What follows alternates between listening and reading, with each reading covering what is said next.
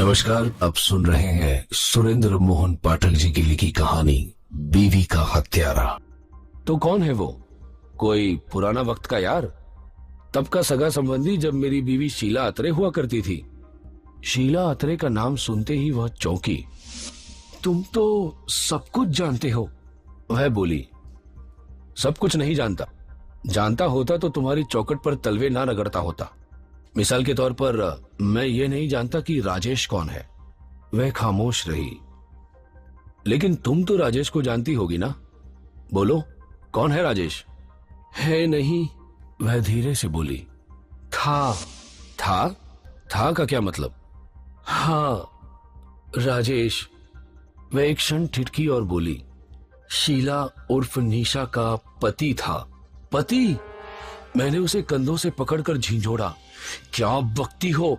उसका पति मैं हूं। मैं रवि कुमार शर्मा, इंस्पेक्टर दिल्ली पुलिस। तुम हो?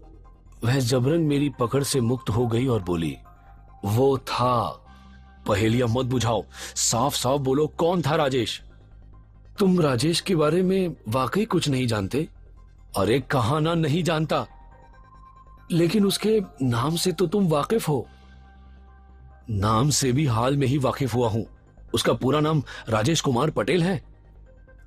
हाँ, शीला उर्फ निशा अभी नाबालिग थी। 17 साल की रही होगी जबकि राजेश कुमार पटेल ने उससे पूना में शादी कर ली थी। तब निशा बहुत भोली भाली थी और राजेश बहुत चालबाज था। उसने निशा को कभी भनक तक नहीं पड़ने दी थी कि वास्तव में वो एक अपराधी था, चोर और डकैत था। शादी के कुछ अरसे बाद राजेश एक डकैती के इल्जाम में गिरफ्तार हो गया था। तब पहली बार निशा को अपने पति की असलियत मालूम पड़ी थी। राजेश जमानत पर छूटा था और फरार हो गया था। पुलिस ने निशा को गिरफ्तार कर लिया था। उनकी धारणा थी कि निशा को अपने पति का आता पता जरूर मालूम होगा, जबकि निशा को कुछ भी नहीं मालूम था। बेचारी पुलिस के हाथों बहुत खराब हुई। उन कमीनों ने उसे अपराधी की सहयोगिनी करार दिया और इस बिना पर उसे 2.5 साल की सजा दे दी। अपने एक निकम्मे जलील धोखेबाज अपराधी पति की खातिर वह जेल चली गई। जेल में ही मेरी उससे मुलाकात हुई थी। वह मेरी सहेली बन गई थी और तभी मैंने उसके बारे में सब कुछ जाना था। तुम्हारा मतलब है कि निशा ने, मेरी बीवी ने, एक ऐसे अपराध की सजा काटी थी जो उसने किया ही नहीं था? हाँ, तुम 3 साल से उसके पति हो। तुम बताओ, वह कहीं डकैती डालने में सक्षम लगती है? मैंने इनकार में सर हिलाया। वो बेचारी तो डकैती के बारे में कुछ नहीं जानती। अपने पति की करतूत और उसकी असलियत की खबर उसने उसकी गिरफ्तारी के बाद ही लगी। तभी मालूम हुआ था कि उस अनाथ लड़की को जिस शख्स ने बहला फुसला कर उससे शादी कर ली थी, वो एक हिस्ट्री शीटर था, वेल नोन क्रिमिनल था। मिस्टर, मुझे अफसोस है कि तुम्हें अपनी अत्यंत निष्ठावान बीवी की कद्र नहीं हुई। इतनी भली और नेक नियत लड़की खानदानी घरों में भी चिराग लेकर ढूंढने से नहीं मिल सकती। और तुम? राजेश, मैं उतावले स्वर में बोला। राजेश कुमार पटेल अब कहां है? उसने छत की तरफ उंगली उठा दी। क्या मतलब? भगवान के घर पहुंच गया हुआ है वो। मर चुका है? हाँ। तुम कैसे जानती हो? क्या कि राजेश मर चुका है? वह मेरे भाई का दोस्त था और मेरे भाई की आंखों के सामने मरा था। कहां? गोवा में। कैसे? एक मोटर बोट के एक्सीडेंट में। मोटर बोट एक समुद्री चट्टान से टकराकर छिन्न भिन्न हो गई थी। उसे तैरना नहीं आता था, इसीलिए डूब गया था। मेरा भाई तैरकर बाहर निकल आया था। ओह, तो इसीलिए वह महाराष्ट्र की पुलिस को ढूंढने नहीं मिल रहा था। कैसे पुलिस हो तुम? वह कह रही थी। अपनी बीवी को तुम पहचान नहीं पाए, अपराधियों को कैसे पहचानोगे? तुम तो अब मुझे उसकी बातें सुनाई नहीं दे रही थी। मेरे भीतर तूफान उठ रहा था। कितना जुल्म ढाया था मैंने उस मासूम लड़की पर जो कि मेरी बीवी थी। उस पर शक करके कितना दिल दुखाया था मैंने उसका। जो कुछ उस वक्त मुझे सुषमा से सुनने मिल रहा था, वह सभी कुछ वह सुबह मुझे अपनी जुबानी सुनाने की कोशिश कर रही थी, लेकिन मैंने उसकी एक बात न सुनी। कितना कमीना था मैं एक ऐसे आदमी से ईर्ष्या कर रहा था जो कि मर चुका था, जो जब जिंदा था तो मेरी बीवी के जिस्म का उतना ही हकदार था जितना कि मैं था। राजेश उसके पहले पति का नाम था, जो कि उसकी अचेतनावस्था में कभी कभी किसी बुरे सपने की तरह उसकी जुबान पर आ जाता था। मेरी बीवी ने कोई अपराध नहीं किया था, लेकिन मैंने उस पर इल्जाम लगाकर बिना उसे अपनी सफाई का कोई मौका दिए उसे सजा सुना दी, मौत की सजा। मैं उस पर यूं बेवफाई का इल्जाम लगा रहा था जैसे खुद मैं दूध का धुला था। अभी जो मैं अपने सामने बैठी औरत के साथ मुंह काला करके हटा था, उसे मैं ईमानदारी और सदाचार के कौन से गज से नाप कर जायज ठहरा सकता था। उसने ठीक कहा था, मैं कमीना था, खुदगर्ज था, पाखंडी था, बेगैरत था, धोखेबाज था। पश्चाताप से मेरा रोम रोम जल उठा। उस वक्त अपनी बीवी पर मेरी बहुत मोहब्बत उमड़ रही थी। अब मुझे घर पहुंचना था और उसके कदमों पर सिर रखकर अपनी नीचता की माफी मांगनी थी। घर नशे से जड़ हो रहे मेरे दिमाग को जैसे बिजली का करंट लगा। घर पर तो उसका कोई और ही इंतजार कर रहा होगा। मैं जैसे नींद से जागा। एक झटके से मैं उठकर अपने पैरों पर खड़ा हुआ। आतंकित भाव से मैंने अपनी कलाई घड़ी पर नजर डाली। 10:30 बज रहे थे और मैंने शहर के दूसरे सिरे पर स्थित अशोक विहार पहुंचना था। एकाएक मैं बगोले की तरफ वहां से भागा। 10:30 बज रहे थे और मैंने शहर के दूसरे सिरे पर स्थित अशोक विहार पहुंचना था। एकाएक मैं वहां से बगोले की तरफ भागा। सुषमा मुझे पीछे से आवाज ही देती रह गई। आंधी तूफान से बातें करता हुआ मैं नीचे सड़क पर पहुंचा। मुझे सड़क पर एक टैक्सी आती दिखाई दी। उसके द्वारा रौंदे दिए जाने के जोखम उठाकर मैंने उसे रुकवाया। टैक्सी की पिछली सीट पर बैठी सवारी को मैंने घसीटकर बाहर निकाला। ड्राइवर ने एतराज किया तो मैंने उसे अपनी सर्विस रिवॉल्वर निकालकर दिखाई। उसके छक्के छूट गए। पीछे बैठने के स्थान पर मैं आगे उसके साथ बैठ गया। चलो, मैं बोला। उसने फौरन गाड़ी आगे बढ़ाई। तेज चलाओ, मैंने आदेश दिया। साहब, ड्राइवर हकलाया, चालान नहीं होगा, मैं पुलिस इंस्पेक्टर हूं। उसे मेरी बात पर रत्ती भर भी विश्वास नहीं हुआ। साहब, जाना कहां है? अशोक विहार, ये एक इमरजेंसी है, गाड़ी और तेज चलाओ। उसने रफ्तार और बढ़ाई। टैक्सी हवा से बातें करने लगी थी, लेकिन मुझे फिर भी यही लग रहा था कि वे छकड़े की तरह चल रही थी। हाँ, हटो, एकाएक मैं बोला। चलती टैक्सी में ही मैंने उसे अपनी तरफ खींचा और स्वयं उसकी जगह ले ली। गाड़ी सड़क पर बुरी तरह से लहराई। वह एक बस से टकराने से बाल बाल बची। मैंने स्टीयरिंग को काबू में किया और टैक्सी को यूं सड़क पर भगाया जैसे तोप से गोला छूटा हो। ड्राइवर ने आंखें बंद कर ली और बदहवास सा हनुमान चालीसा का पाठ करने लगा। 11:10 को मैंने टैक्सी को अपने कोठी के सामने ले जा खड़ी किया। मैं टैक्सी से बाहर निकला। ड्राइवर को भाड़ा चुकाने के लिए अभी मैंने अपनी जेब की तरफ हाथ ही बढ़ाया था कि टैक्सी तो ये जाए वो जाए। मैं अपने घर की तरफ आकर्षित हुआ। इमारत अंधेरे में डूबी हुई थी। केवल गेट की बत्ती जल रही थी, लेकिन उसका प्रकाश कंपाउंड से पार इमारत तक नहीं पहुंच रहा था। क्या विपिन वहां पहुंच चुका होगा? मैंने मन ही मन सोचा और भीतर बाथरूम में पिस्तौल लिए बैठे मेरी बीवी के लौटने का इंतजार कर रहा होगा। मैं गैरेज में पहुंचा। गैरेज खाली था। मेरी जान में जान आई। गैरेज में कार की गैर मौजूदगी साबित कर रही थी कि मेरी बीवी अभी तक वापस नहीं लौटी थी। मैंने आगे बढ़कर किचन का दरवाजा ट्राई किया। दरवाजा बंद था। इसका क्या मतलब हुआ? क्या विपिन भी अभी तक यहां नहीं पहुंचा? नहीं, भीतर दाखिल हो चुकने के बाद उसने फिर से दरवाजे को ताला लगा दिया होगा ताकि दरवाजा खोला देखकर मेरी बीवी को किसी तरीके का शक ना हो। विपिन जरूर बाथरूम में पहुंच चुका था। अब मेरे सामने एक नई समस्या मुंह बाएं खड़ी थी। मैं भीतर कैसे दाखिल हूं? उस दरवाजे की अपनी चाबी तो मैंने विपिन को दे दी थी।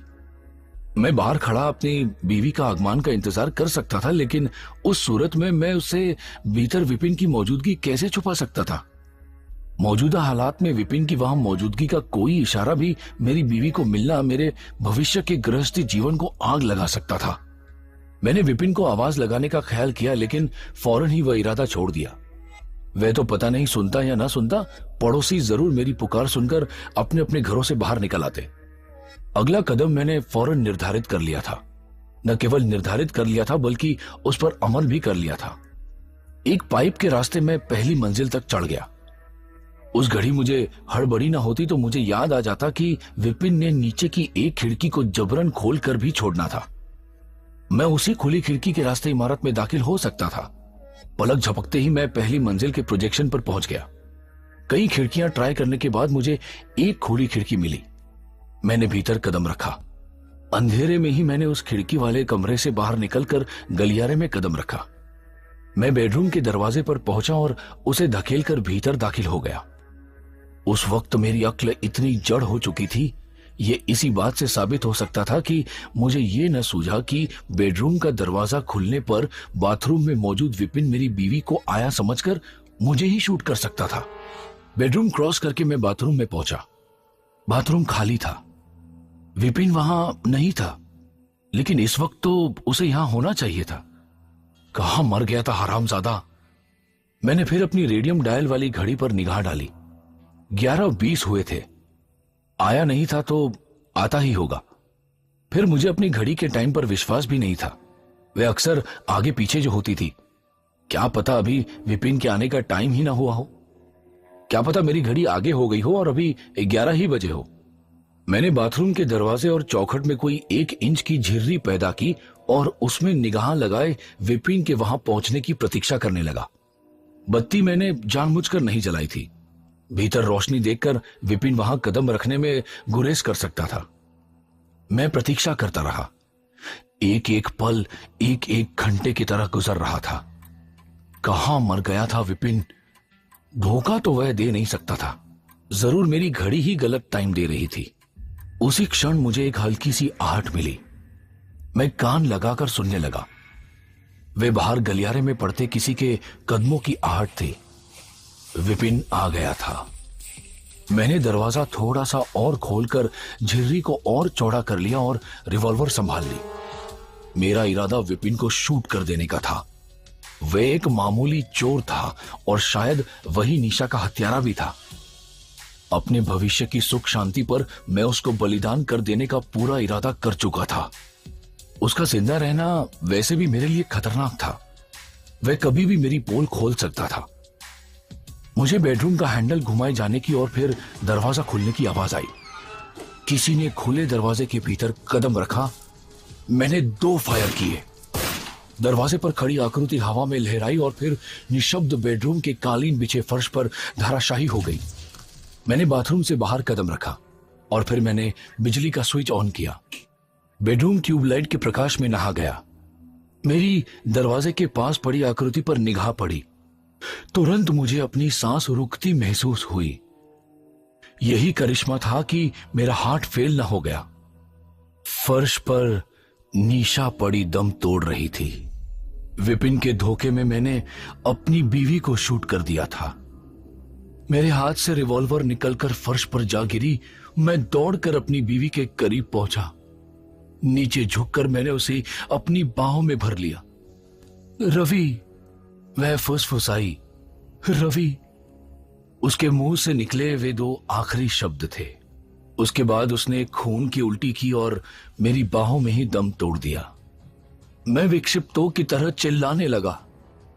बाद में मुझे बताया गया कि 4 आदमियों ने मिलकर बड़ी मुश्किल से मुझे अपनी बीवी की लाश से नोचकर अलग किया था और डॉक्टर द्वारा बेहोशी की दवा का इंजेक्शन दिए जाने के बाद भी मैं चिल्ला रहा था।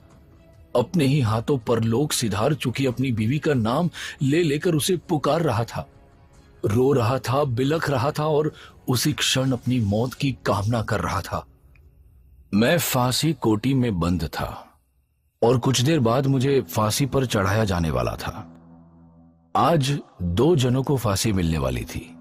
एक मैं था और दूसरा भी मेरे जैसा ही एक अभागा व्यक्ति था। मेरी तरह उसने भी उस चीज को अपने हाथों नष्ट किया था जिससे कि वह बेहद प्यार करता था। एक दृष्टिकोण से हम दोनों निर्दोष थे और दूसरे से दोनों गुनहगार। हम दोनों कातिल थे, लेकिन क्या हम कत्ल करना चाहते थे? नहीं। फिर भी हमने कत्ल किए। हम हालात के हाथों मजबूर थे। हम दोनों ने अपने सबसे प्यारे खिलौने को खुद छिन्न भिन्न कर दिया था। अपनी तरफ से गोलियां मैंने अपनी बीवी पर नहीं चलाई थी। वे गोलियां तो मैंने विपिन कुमार पर चलाई थी, जिसको कि मैंने अपनी बीवी का कत्ल करने के लिए तैयार किया था। अपनी बीवी की तो प्राण रक्षा के लिए मैं वहां आया था। जो हाथ उसकी रक्षा करना चाहते थे, उन्होंने ही उसकी जान ले ली। मेरी बीवी को मरे 1 साल हो चुका है। अब तक हर कोई जान चुका है कि वास्तव में क्या हुआ था। सब कुछ सविस्तार अखबारों में छप चुका है। वास्तव में उस रोज थाने में कतई कदम न रखना मेरी गलती थी। मेरा जोड़ीदार, मेरा दोस्त रमेश टोकस मेरे लिए फिक्रमंद हो उठा था। जब मैं शाम तक भी थाने न पहुंचा तो वो मेरी तलाश में निकल पड़ा। मेरी तलाश ही उसे फिर विपिन के यहां ले गई। इस बार उसने विपिन को सहज ही न छोड़ दिया। अपनी व्यवसाय सुलभ कठोरता के साथ जब उसने विपिन से सवाल पूछने आरंभ किए तो विपिन की हिम्मत दगा दी गई। उसकी खामखा की घबराहट ने टोकस को और भी शक में डाल दिया। फिर उसने उसके पास से एक पिस्तौल बरामद की, जो कि मैंने उसे अपनी बीवी की हत्या करने के लिए दी थी। उसने विपिन को गिरफ्तार कर लिया। अगर मैंने थाने से संपर्क रखा होता, जैसा कि मेरा एएसपी भी चाहता था, तो मुझे विपिन की गिरफ्तारी की खबर लग जाती और फिर बेहद धुआंधार तरीके से उस रात को जो कुछ मैंने किया था वह गैर जरूरी हो जाता। विपिन गिरफ्तार था तो मेरी बीवी को उससे अपनी जान का कोई खतरा नहीं था। मेरी खामखा की ढिठाई और होशियारी ही मेरे सर्वनाश का कारण बनी थी। मेरी घड़ी भरोसे के काबिल नहीं थी, इसीलिए उस रात टाइम का मुझे कोई सही अंदाजा नहीं था। मेरी योजना के अनुसार विपिन ने मेरे घर में पहुंचना था और निशा को बाद में। इसीलिए उस रात जब बेडरूम का दरवाजा खुला तो मैंने निसंकोच ये समझ लिया था कि विपिन आया था, लेकिन विपिन नहीं था, मेरी बीवी आई थी। विपिन कैसे आ सकता था? वह तो लॉकअप में बंद था। काश मुझे इस बात की खबर होती। काश मैं उतना नशे में ना होता जितना कि मैं उस रात था। विपिन के धोखे में मैं उस औरत पर गोली चला बैठा था जिसे मैं दिलो जान से चाहता था। मैं अपने हाथों निशा का खून कर बैठा था। अपनी बीवी का हत्यारा था। एक तरह से देखा जाए तो वह महज एक दुर्घटना थी। मेरे वकील ने अदालत में यही साबित करने की कोशिश की थी कि मेरी बीवी दुर्घटनावश मारी गई थी। मैंने घर में कोई चोर घुस आया ऐसा समझकर उस पर गोली चलाई थी। मेरा वकील अपनी वाकपुटता से कानून को धोखा दे सकता था और मुझे छुड़वा सकता था। छुड़वा नहीं सकता था, बहुत हल्की सजा भी दिलवा सकता था, लेकिन ऐसा नहीं हुआ। इसीलिए न हुआ क्योंकि अपने वकील के, अपने दोस्त टोकस के भरपूर विरोध के बावजूद मैंने चिल्ला चिल्ला कर अदालत में कहा कि मैं हत्यारा था। मैंने जानबूझकर सोच विचार कर अपनी बीवी की हत्या की थी और इसीलिए सख्त सख्त सजा का हकदार था। मुझे सख्त से सख्त सजा मिली, फांसी की सजा। मैंने भारी संतुष्टि का अनुभव किया। जो गुनाह मैंने किया था यही उसकी तलाफी थी। मौत की सजा तो मैं खुद ही अपने आप को दे चुका था। अदालत ने तो सिर्फ उसकी तस्दीक की थी। गोली चलाने वाला हाथ विपिन का होता तो भी अपनी बीवी का, अपनी बेगुनाह बीवी का हत्यारा मैं था। अदालत मुझ पर रहम खा सकती थी, लेकिन मैं अपने आप पर रहम खाने को तैयार नहीं था। अदालत मुझे प्राण दंड ना देती तो मैं खुद अपनी जान ले लेता। फांसी की सजा पाकर ही पश्चाताप से जलते हुए मेरे मन को चैन मिला था। आज मेरे बाद जिस आदमी को फांसी लगने वाली थी वह निशा नामक कैबरे डांसर का हत्यारा था। वो एसपी श्रीवास्तव था। अविश्वास और अनास्था ही इंसानी रिश्तों को दीमक लगाती है। वह मोटा गंजा आदमी शांति प्रसाद श्रीवास्तव, जो मुंह से निशा को अपनी बेटी के समान बताता था, वास्तव में उस पर दिल छिड़कता था। निशा उसे हासिल न भी होती तो भी वह उससे प्यार करता रहता। ऐसी लग्न और आस्था थी उसके प्यार में। उसे तो निशा के तलवे चाटने वाले कुत्ते का भी दर्जा कबूल था। इसीलिए अग्रवाल को ब्लैकमेल करने की स्कीम में वह निशा के कहते ही शामिल हो गया था। इसीलिए उसने अग्रवाल से ऐठी रकम में से एक काला पैसा भी अपने पास नहीं रखा। श्रीवास्तव को जो बात गवारा नहीं हुई थी वह यह थी कि जो प्यार उसे हासिल नहीं हो रहा था वह निशा जिस तिस पर जी भर कर लुटा रही थी। उसने निशा को समझाने की कोशिश की थी तो निशा ने उसकी खिल्ली उड़ानी शुरू कर दी थी। उससे वह तौहीन बर्दाश्त नहीं हुई। उसने निशा का खून कर दिया था। अब जो चीज उसे हासिल नहीं थी वो किसी को भी हासिल नहीं थी। मुझे उस पर केस की शुरुआत में ही तब शक होना चाहिए था जबकि वह बिना पूछे ही बताने लगा था कि निशा उसकी बेटी के समान थी। उसका गिल्ट कॉन्शियस ही उसे बार बार ऐसा कहने पर मजबूर कर रहा था। उसने जेवरात क्यों चुराए? वे जेवरात वास्तव में निशा ने ही उसे समय समय पर उपहार स्वरूप दिए थे। कत्ल के बाद एक तो इसीलिए उसने जेवरात निशा के फ्लैट से उठा लिए थे और दूसरे वह उन्हें निशा की यादगार के तौर पर अपने पास रखना चाहता था। आखिर वे निशा के शरीर को छूते थे, उस शरीर को छूते थे जिसे छूने का उसका अरमान कभी पूरा नहीं हो सकता था। मेरे से 15 मिनट बाद आज श्रीवास्तव को भी फांसी लगने वाली थी। एक ही जल्लाद के हाथों, एक ही जगह, एक ही तरीके से। दिल के हाथों मजबूर दो व्यक्तियों का एक जैसा अंजाम। असली कहानी मैंने किसी को नहीं बताई थी, टोकस को भी नहीं। उसने मुझसे बहुत पूछा था कि वास्तव में क्या हुआ था, लेकिन मैंने उसकी किसी बात का जवाब नहीं दिया था। वो मेरा हित करना चाहता था, लेकिन वो ये नहीं जानता था कि मेरा हित तो मौत की सजा पाने में था। अपने अपराध की सजा भुगते बिना मेरी आत्मा को शांति नहीं मिलने वाली थी। विपिन कुमार से टोकस को असली कहानी का काफी हद तक अंदाजा हो सकता था, लेकिन विपिन इस मामले में बहुत सयाना निकला। जब उसने देखा कि मैं अपनी जुबान नहीं खोल रहा था तो वह भी होंठ सीकर बैठ गया। टोकस ने बीच में मुझसे मिलकर केस से संबंधित कुछ और बातें स्पष्ट की, जैसे सोमवार शाम को रामकुमार अग्रवाल वाकई ही फरीदाबाद के सिनेमा हॉल में सिनेमा देख रहा था। सिनेमा के बुकिंग क्लर्क और उशर दोनों ने अग्रवाल को पहचाना था। वह कत्ल के इल्जाम से तो बरी हो गया, लेकिन हिंदुस्तान टाइम्स के रिपोर्टर सूरज जोशी ने तस्वीरों की वजह से उसकी बहुत दुर्गति की। मेरा महकमा लाख कोशिश करने पर भी उन गंदी तस्वीरों के अस्तित्व को जनता से छुपाए न रख सका।